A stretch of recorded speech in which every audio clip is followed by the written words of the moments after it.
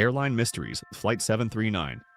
When it comes to airline mysteries, there is only one name that comes to everyone's mind: Malaysia Airlines MH37. Oh, but suddenly disappearing in the air was not the first incident. Exactly 52 years before MH370 during the Cold War, a similarly terrifying incident took place. On 14th March 1962, two large aircraft took off from California. Both were top-secret chartered planes of the U.S. military. One aircraft crashed in the icy region of Alaska, and on the very same day, the second aircraft, carrying 107 military commandos, disappeared forever while flying over the Pacific Ocean. At that time, the biggest search operation in history began. An area of the ocean as large as Thailand was searched, but no wreckage, no oil mark, and not even the smallest clue was found. Was this the Cold War's most secret conspiracy? Or was it some kind of planning by America itself that kept the secret of these 107 soldiers hidden from the world even 60 years later? The story begins on 14th March 1962, when it was the era of the Cold War. The world was divided into two major parts, and there was an atmosphere of fear at all times. In this situation, the U.S. military selected a very large and powerful aircraft, the Lockheed L-1049 Super Constellation, for a secret mission. This was a Flying Tiger Airlines aircraft that had been chartered by the U.S. Army, and for this particular route it was named Flying Tiger Line Flight 739. The commander of this flight was 48-year-old Captain Gregory P. Thomas, who had a great deal of flying experience. Along with him, there were 7 other crew members on the flight deck, while the other passengers on this aircraft were not ordinary passengers at all, but highly trained U.S. military officials.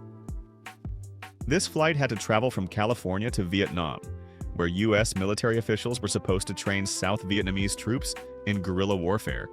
Before landing in Vietnam, Flight 739 had to make 4 stops for refueling. The first stop was Honolulu International Airport in Hawaii, then Wake Island Airfield, after that Guam's Anderson Air Base, and then Clark Air Base in the Philippines. But problems started as soon as the aircraft took off from California.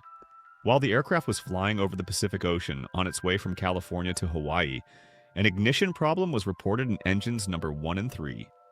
The pilots tried everything according to the manuals and checklists, but nothing worked. And because they were currently right in the middle of the world's largest ocean, the Pacific Ocean, there was not much else that could be done. So the pilot continued flying toward Hawaii. Somehow the aircraft landed at Honolulu International Airport in Hawaii in the evening. There, engineers carried out maintenance work on the engines and declared the aircraft safe. During this time, the aircraft was refueled, and after a 3-hour stop, it successfully took off once again. Now their destination was Wake Island Air Force Base. But astonishingly, on the way, the same ignition problem started again in the same 2 engines. It seemed as if the aircraft itself was trying to stop them from moving forward, but the captain and crew had no choice. Their next destination was 8 hours away, and they could not turn back either. They did not lose courage and continued flying, eventually reaching Wake Island. Here, once again, engineers carried out maintenance on the aircraft's engines. But this time too, no danger was found.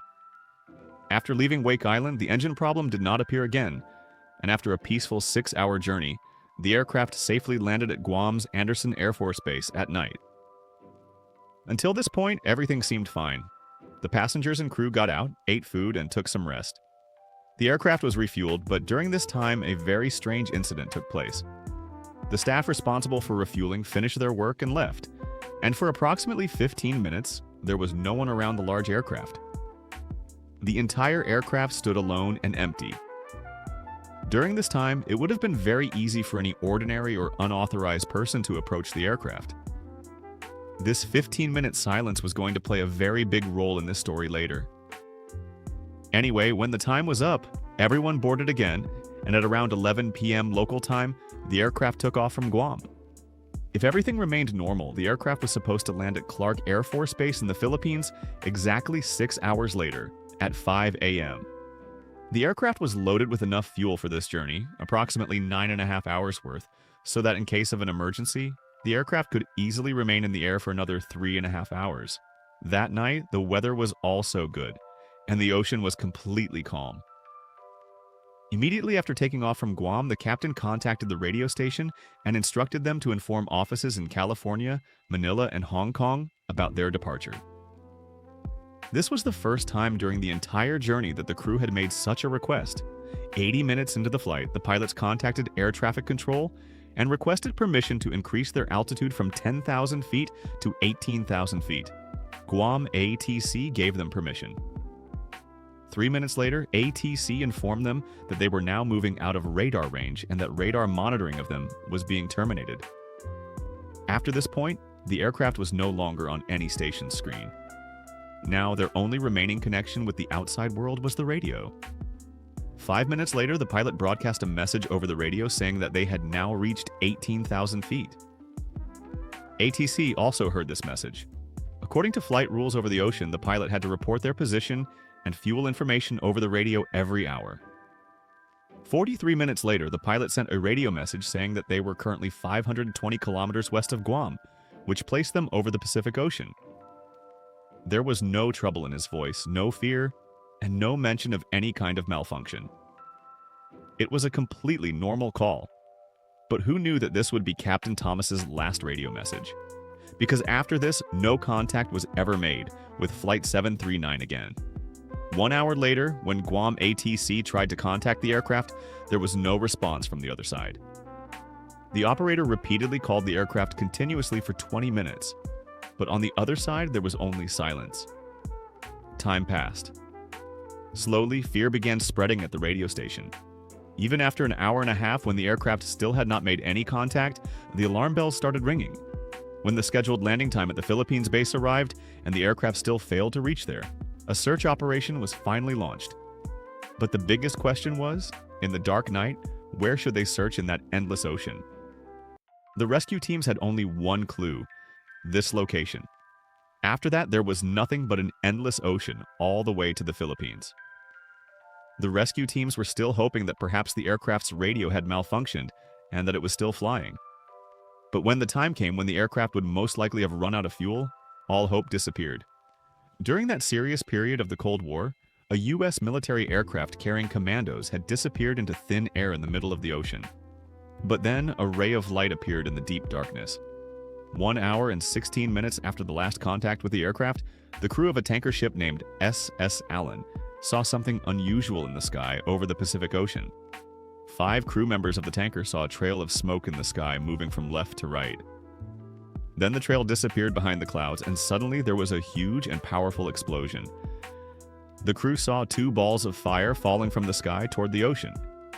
One piece was very large and was coming down rapidly, while the other piece was smaller and falling somewhat more slowly.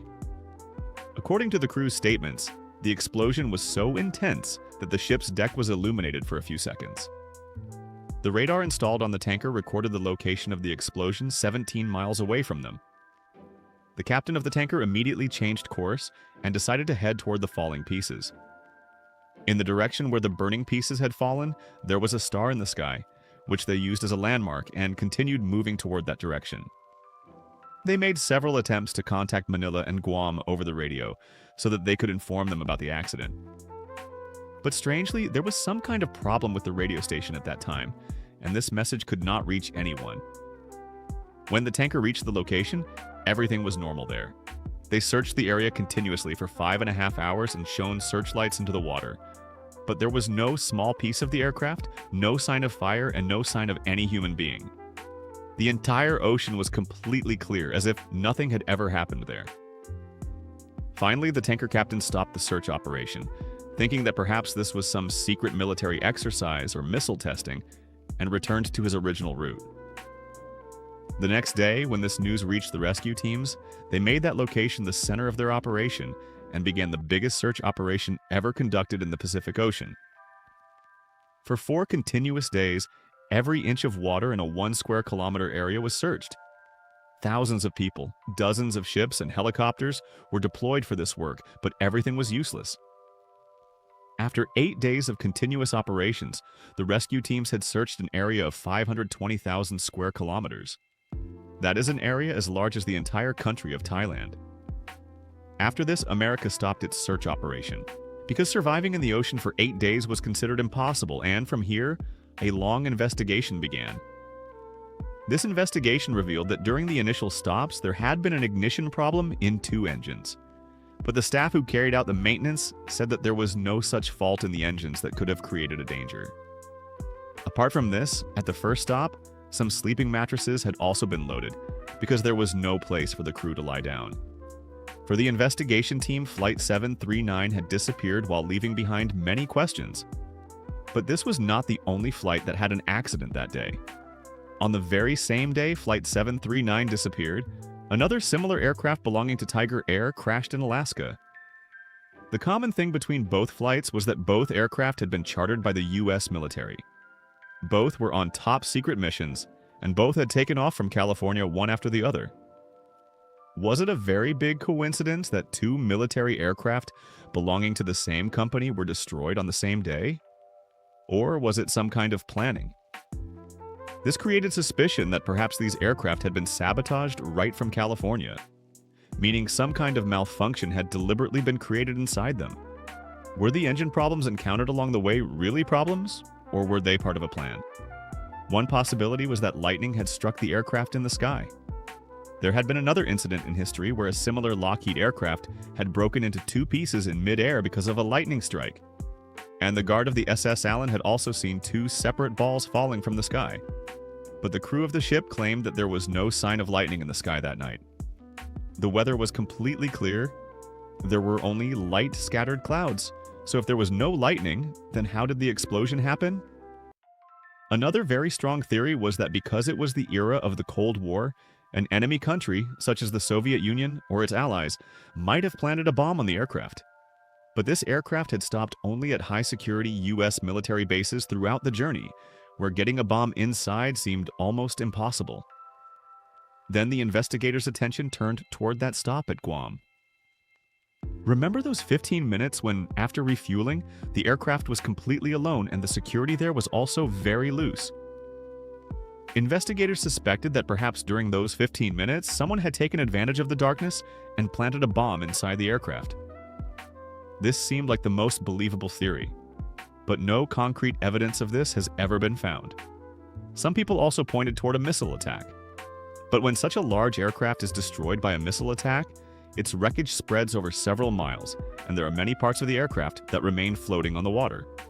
The SS Allen arrived there only a short time later. So if this aircraft had exploded, where did the wreckage go?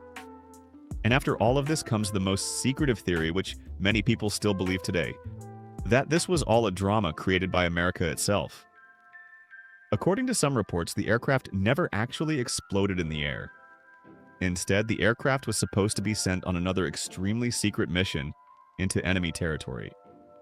Therefore, a fake disappearance was created, and fake explosions were staged in the air to present this story to the world.